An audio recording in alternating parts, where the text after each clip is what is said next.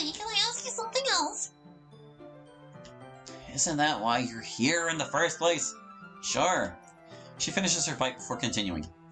All the other kids are in the courtyard eating lunch together. How come you're up here alone? Because I'm antisocial. I like it here. But why? Don't you want to make friends and have fun? My version of fun doesn't include finding people to talk with. But don't you get lonely up here? Obviously not. No. That was only Sarah. I managed to catch it. Yay. I just... Oh, dang it. Prefer to be on my own is all. Oh. You don't mind me being here, do you? No. I'm alright with a little company, I guess. Phew, that's a relief. I wouldn't want you to think of me as annoying or anything. You're fine. Although it would still be nice to know why you're really here already. So... what kinds of things do you like to do? Not a whole lot more than what I have to do, really. What do you mean by that? I mean, I don't tend to do much outside my usual schedule. There's gotta be something you find fun to pass the time. If it makes you feel better, I suppose I watch a little TV here and there. Or maybe I'll attempt to pick up a book or something from the library.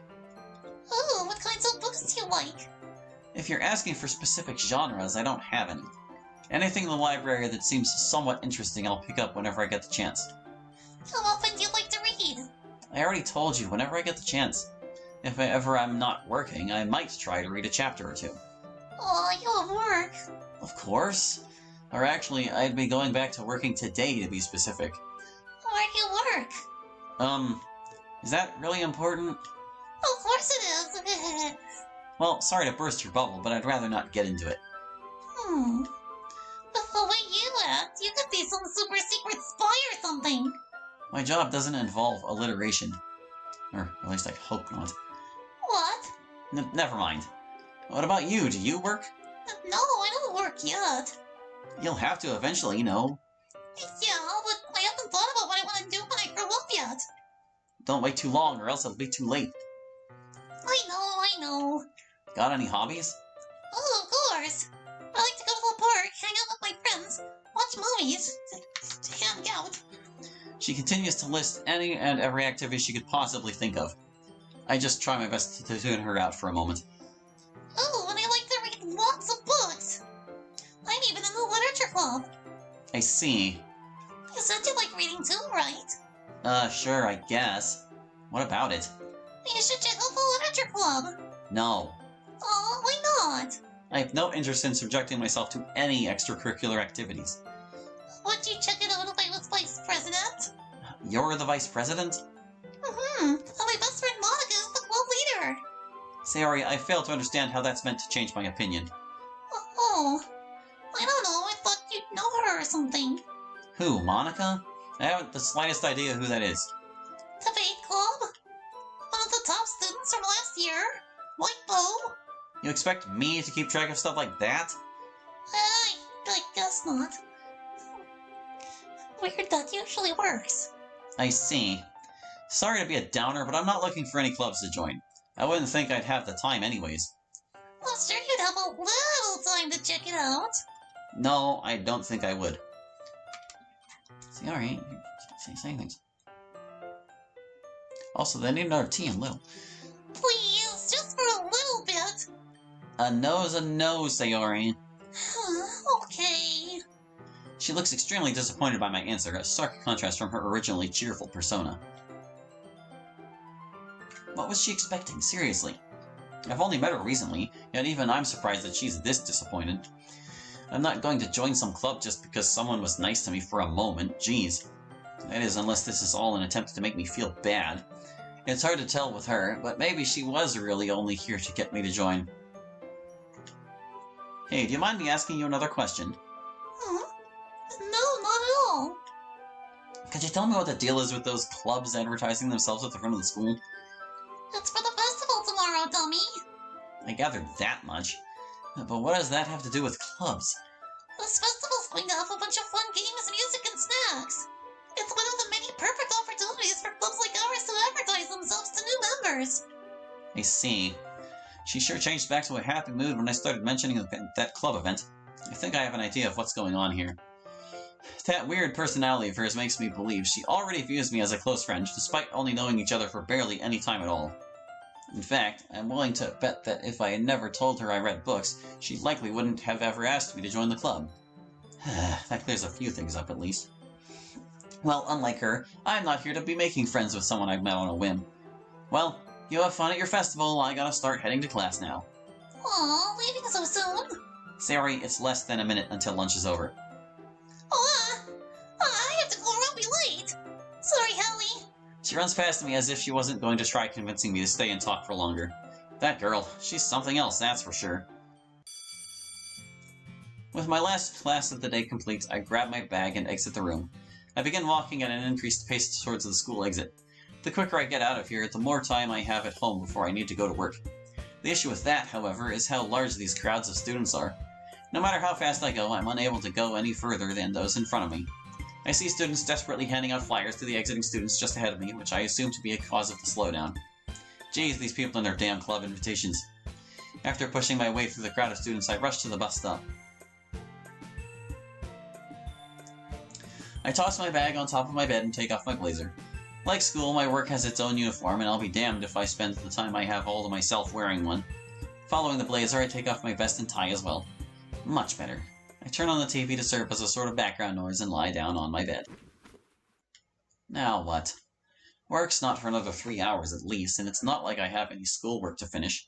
Maybe I can think of something to do.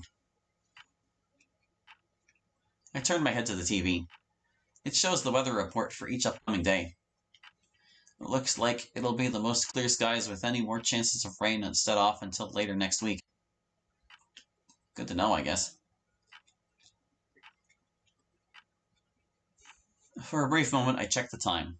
It's already been 10 minutes. I sit up from my bed, looking around the room for something to better pass the time. Eventually, I spot a book lying on my desk. How long has that been there?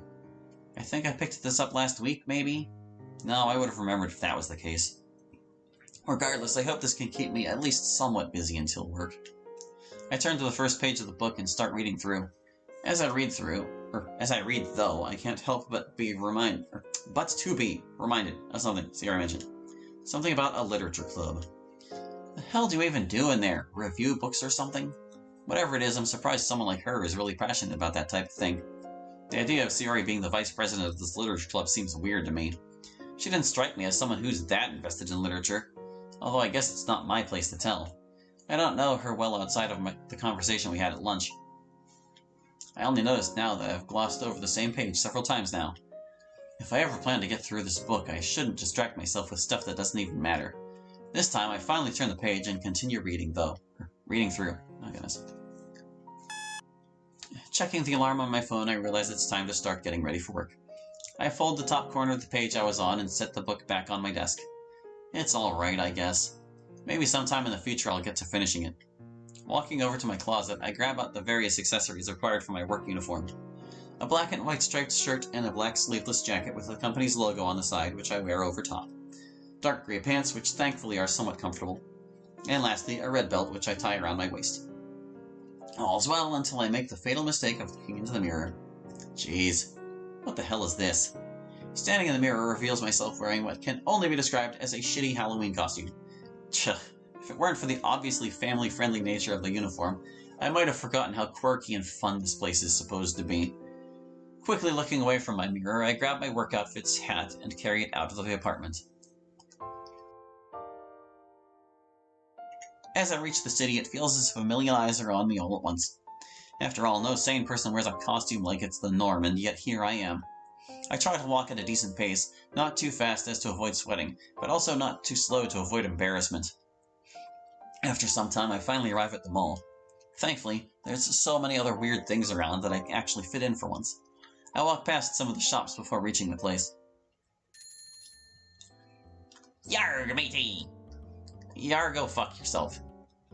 Heh, not a fan of the outfit, huh? Of course not. I look stupid walking through the city in a damn pirate costume. Walking towards the back counter, my coworker takes the hat from my hand and forces it on my head. I guess this is a girl. Now you're in a pirate costume. Before you just looked like a homeless person. And how exactly does wearing a hat change that? It doesn't, but hey, at least you're in code.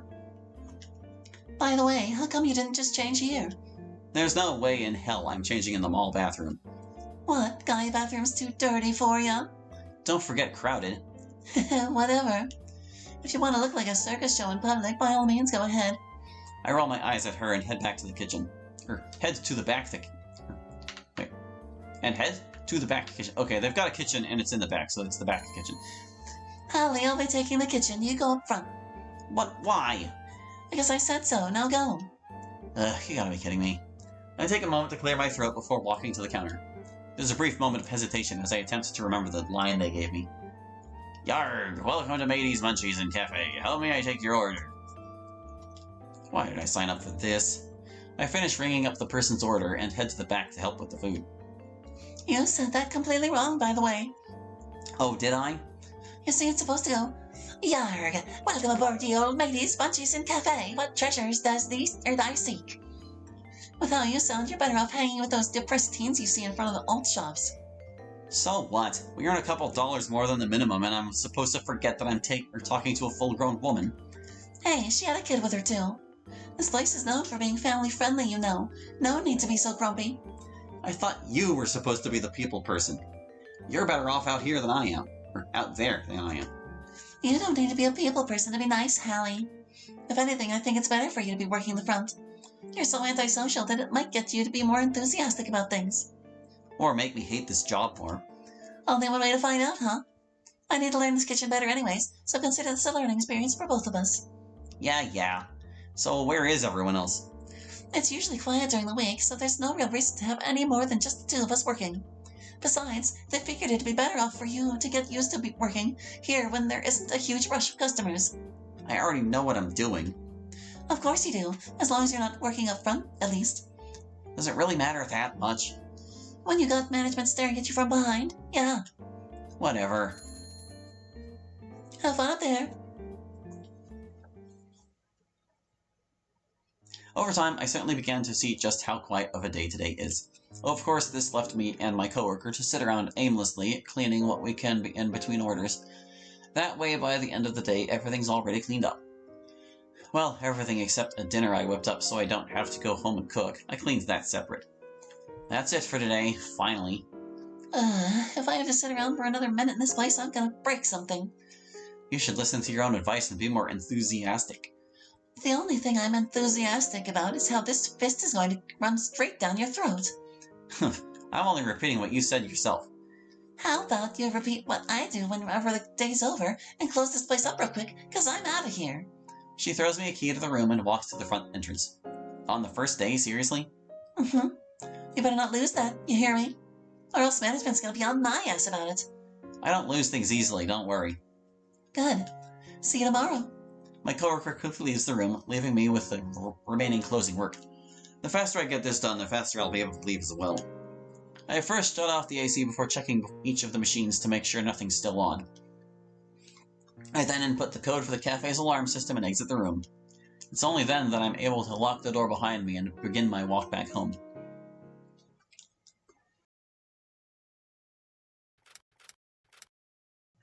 Question marks. We're back to the mystery perspective.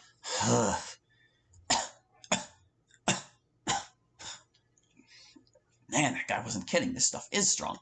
I haven't had anything quite like this in a while. I slump further down into my bed, resting my head on a stack of 2 pillows.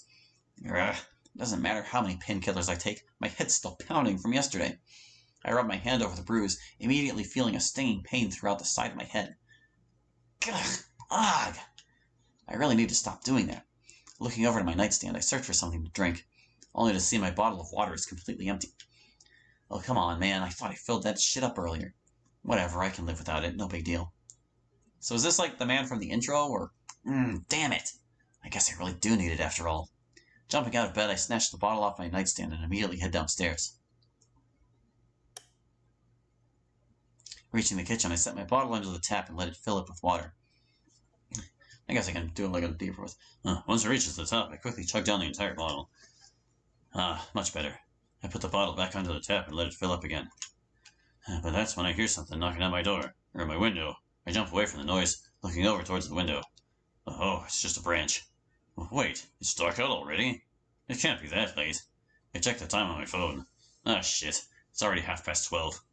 I really should start heading to sleep now, shouldn't I? I take the cap off my bottle and screw it back on top. It's only then that I walk over to turn off the lights.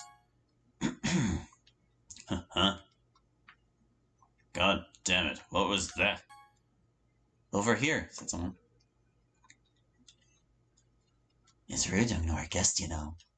On my couch sits some person casually resting one foot over the other on the coffee table, his head resting in his left hand. Who the hell are you?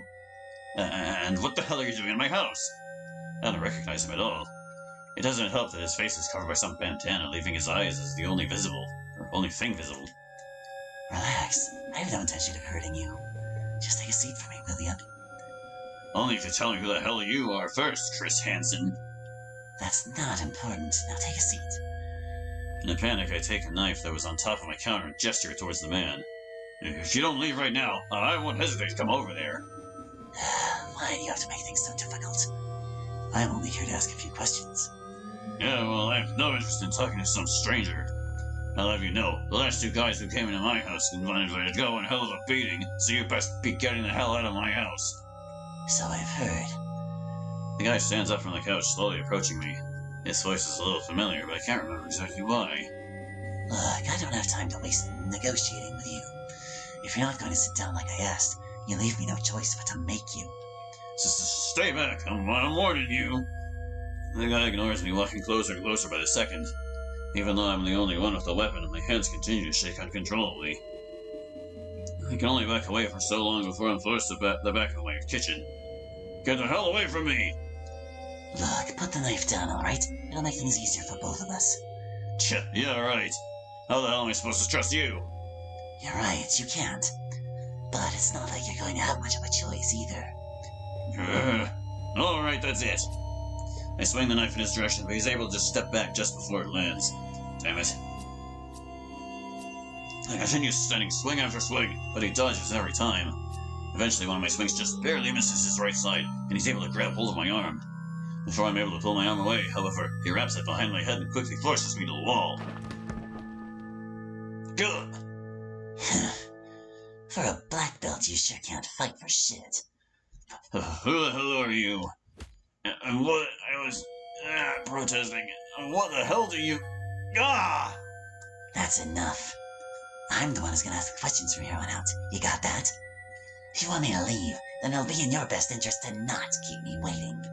After all, you brought this upon yourself when you called the police. Oh, shame dealings and mysterious things. It's October 13th, 2017, 7:11 a.m. I don't know what the changes of the colors mean. Like, it was red last time, it's orange this time. Man, I think this is probably as good a place as any to call it for this first session. Stopping just a little bit early, but I think that's alright. I am intrigued so far. There's a bit much mystery going on. I don't know exactly where it's going with it all, but I'm here for it. So that is going to do it for now. So thank you for watching. I hope you enjoyed, and we'll catch you next time with more of The Rising Knight. Hope to see you then. Bye-bye.